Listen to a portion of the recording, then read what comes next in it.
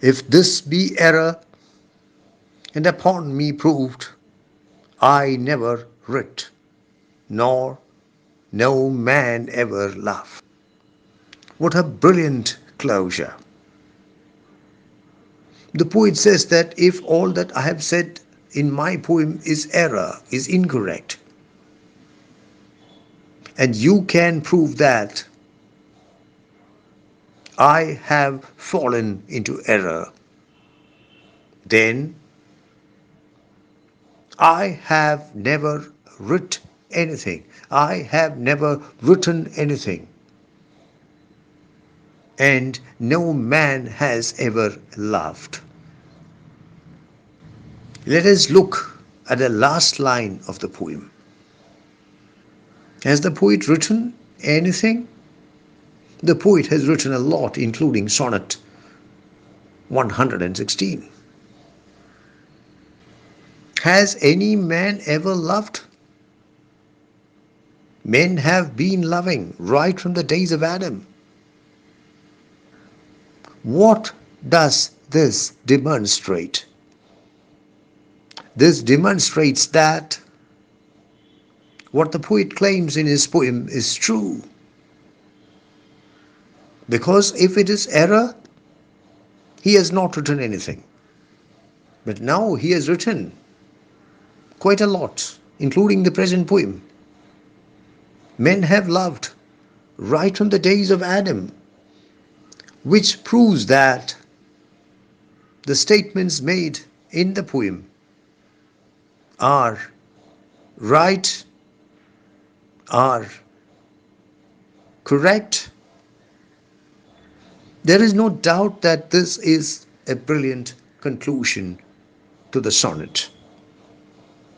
But if you analyze the couplet as a logician rather than as a student of poetry, you are sure to come to the conclusion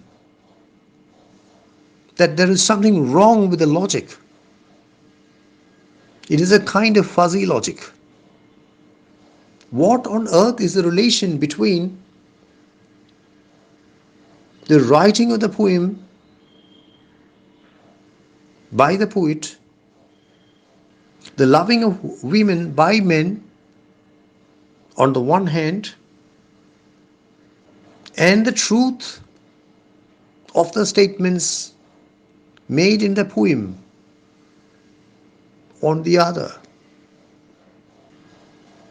The conclusion of the poem is brilliant, but it is also glib. It is rather shallow, rather insincere.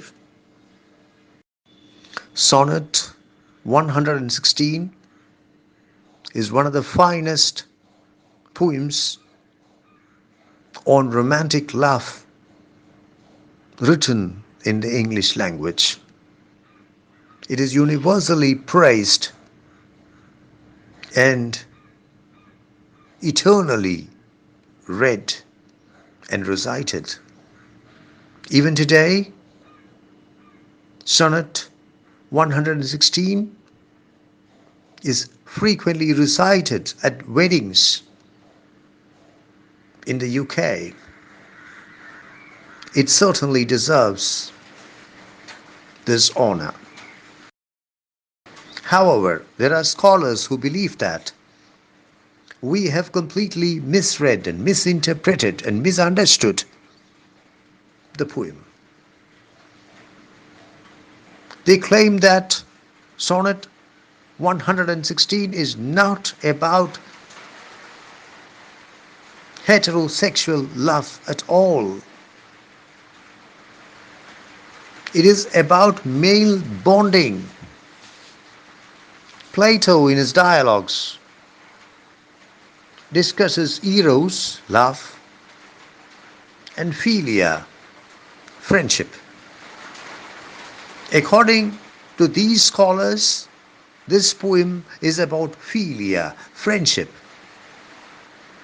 Friendship between men. Some commentators go even further and claim that this poem is about gay marriage. This poem is about homosexual relationships. How can we say that? Look at the first line of the poem. Let me not to the marriage of true minds. True minds.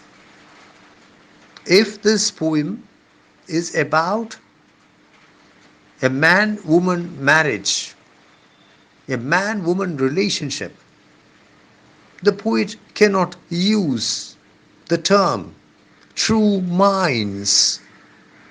How can there ever be a heterosexual marriage without bodies?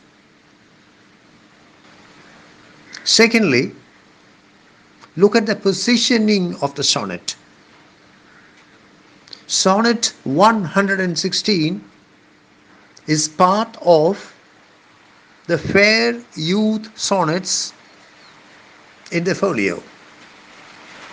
The poems before, the sonnets before 116 and the sonnets after 116 are addressed to or about a handsome young man.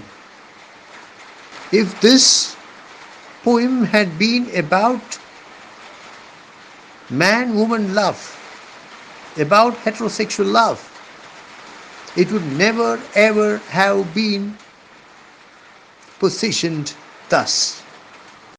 It may be pointed out that Sonnet 116 invites comparison with Sonnet 43. When most I wink, then do mine eyes best see. Sonnet 73. That time of year thou mayest in me behold. And Sonnet 130. My mistress's eyes are nothing like the sun. Let us focus critical attention on the stylistic component of the poem. At the very opening of the poem, we meet with a very skillful use of alliteration. The M sound is repeated, creating a special effect. Let me not to the marriage of true minds admit impediments.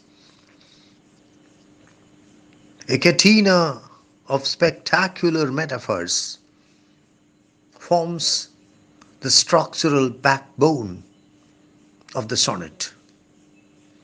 The most important of these metaphors is the metaphor of the ever-fixed mark and the metaphor of the star.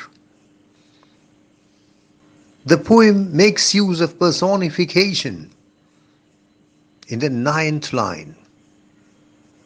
Love is personified. So is time. In the same line, we meet with synecdoche, the figure of speech in which a part stands for the whole, because it is not merely rosy lips and cheeks that fall victim to the compass of the bending sickle. Finally, we come across hyperbole or exaggeration in the third last line of the poem, where the poet declares that love bears it out even to the edge of doom. To say that Sonnet 116 is a sonnet, and a Shakespearean sonnet at that, would be an exercise in tautology. But that precisely is the fact. The poem consists of 14 lines. It is organized in 3 quatrains of 4 lines each and a couplet.